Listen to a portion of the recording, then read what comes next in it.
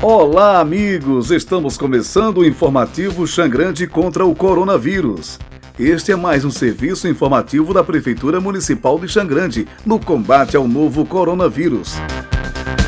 O programa de hoje está super especial, cheio de informações importantes para você ficar por dentro do assunto.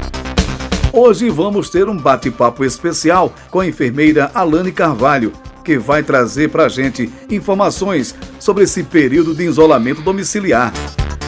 Também vamos ter a atualização dos números do Boletim Xangrandense no decorrer desta semana. Então fique ligado e não se esqueça, para vencer a Covid-19, precisamos da sua ajuda. Fielson Santos conversou com a enfermeira Alane Carvalho, ela que atua na Unidade Básica de Saúde da Malhadinha, na zona rural de Xangrande. Nesse bate-papo, Alane traz algumas informações sobre esse período que estamos enfrentando com isolamento domiciliar.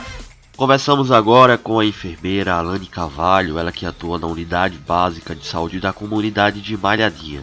Alane, antes de tudo, nos explica o que é o isolamento domiciliar e quais as condições que levam o paciente a ficar sob este monitoramento. Bom, o isolamento domiciliar é uma medida proposta pelo Ministério da Saúde na tentativa de prevenir a disseminação do novo Covid-19. Como todos nós sabemos, é um vírus bastante agressivo e que surgiu de forma inesperada, na qual o Ministério da Saúde precisou traçar medidas emergenciais na tentativa de evitar a disseminação desses novos vírus para outros indivíduos. Foi quando surgiu a recomendação para seguir o isolamento domiciliar. E quando é que o indivíduo tem que seguir essas medidas, que é o isolamento domiciliar? O isolamento domiciliar deve ser seguido quando o indivíduo apresenta alguma sintomatologia característica do Covid. Quais são as características? Quais são as sintomatologias? Febre, dispneia, que é a falta de ar, com força respiratória, a tosse, diarreia. Também o indivíduo pode apresentar, que é um fator bem característico da doença, que é a anosmia de geusia, que é a perda do olfato e do paladar.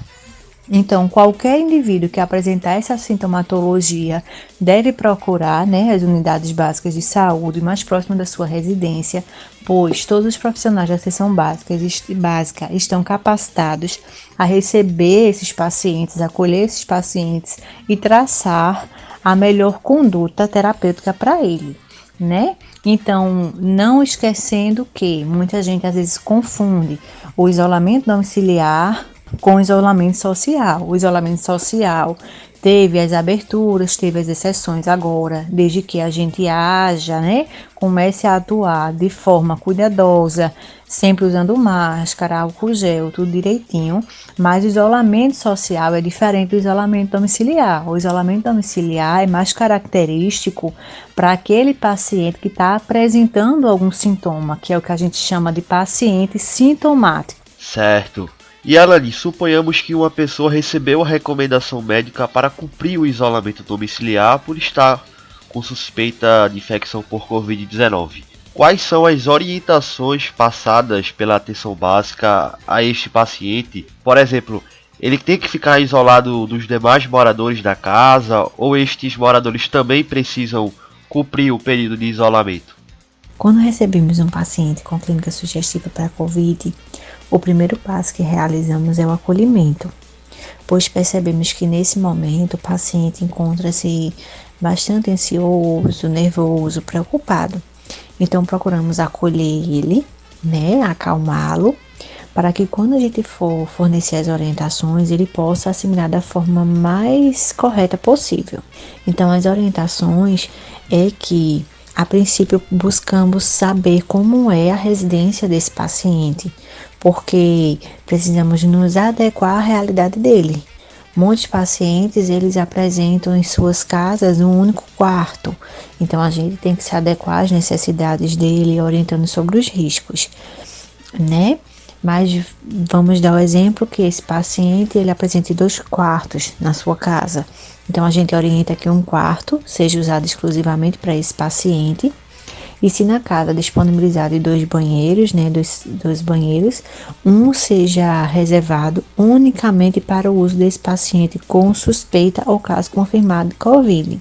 Caso naquela residência apresente um único banheiro, a gente orienta que após o uso sejam higienizados todas as superfícies que o paciente teve contato, como vaso sanitário, interruptor, torneira, todos os locais que ele teve contato. Também informamos a esse paciente que ele permaneça o máximo de tempo de máscara e ao sair do quarto é o uso obrigatório de máscara. Então que ele circule o mínimo possível no seu domicílio. Sempre permanecer com a porta do quarto fechada. Se esse quarto tiver janela, a gente orienta a abrir, né? Abrir as janelas durante o dia para fazer a circulação de ar, a entrada de luz solar, né? Fornecendo todas as orientações para esse paciente. Então, quando a gente realiza, né, a orientação para esse paciente seguir o isolamento domiciliar, a gente também fornece as orientações aos familiares para que objetos de uso individual, como talheres, copos, pratos, escovas de dente, sejam todas separadas, higienizadas separadamente do restante da família. Então, a gente pede para que esses utensílios sejam separados, sejam higienizados e guardados em locais separados dos demais membros da família. E também orientamos para que os familiares respeitem esse momento de não tentar entrar no quarto em que esse paciente se encontra, na tentativa, assim, de evitar maior propagação desse vírus. E os familiares, né, que tiveram contato com esse paciente com caso confirmado ou suspeito de Covid, a gente também fica realizando monitoramento, fornecendo todas as orientações e a gente pede para eles ficarem bem atentos sobre a presença de algum sintoma e também seguir todos os cuidados de isolamento domiciliar. E como é feito o monitoramento desses pacientes que estão infectados ou com suspeita da doença? Em média, o acompanhamento dura por quantos dias e quais os critérios adotados pela atenção básica para a liberação do isolamento domiciliar? O monitoramento ele é realizado via telefone. Então, todas as unidades de saúde da família do município de Xangrande receberam um celular, né, para que a gente possa ligar para esses pacientes e receber o máximo de informação possível.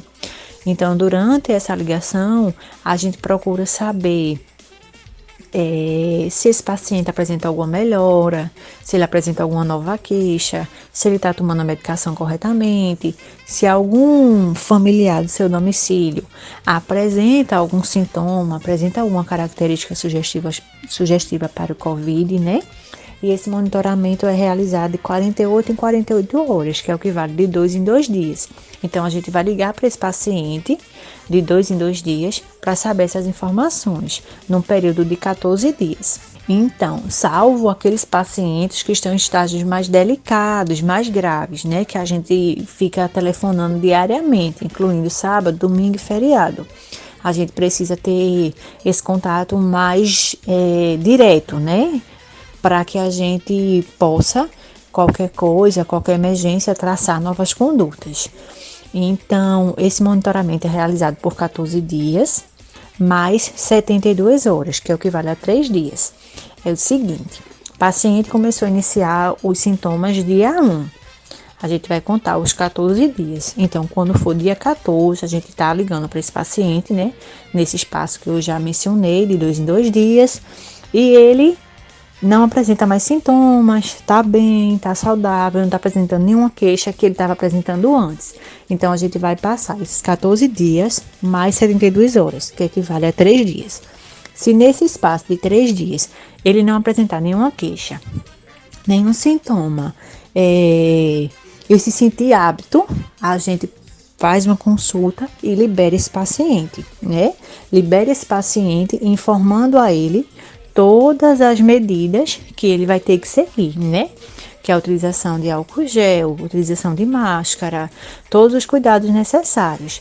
Sabemos também que tem pacientes que dá esse prazo, né, de 14 dias mais os 3 dias, e eles ainda não apresentam algum sintoma de Covid.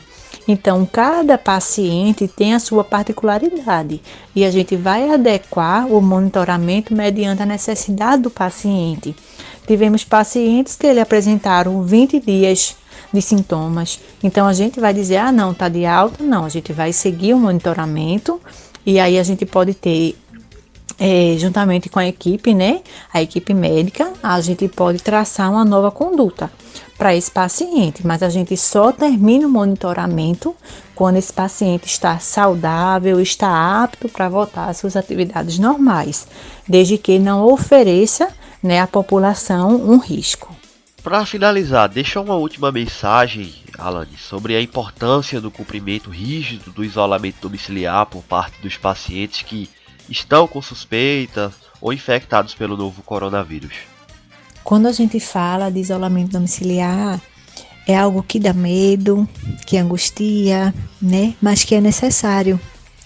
Eu pude perceber que durante a minha atuação na atenção básica, muitas vezes quando a gente recebe o paciente na nossa unidade e que logo após é solicitado o exame, né, o SWAB, quando chega até nós o resultado que a gente liga para esses pacientes, a gente percebe um minuto de silêncio quando a gente dá a informação, que é como se a ficha estivesse caindo, o medo estivesse assolando, né? Mas nesse momento a gente busca acolher esse paciente, informar que tudo vai ficar bem e que o isolamento é necessário para o bem dele e para o bem da população.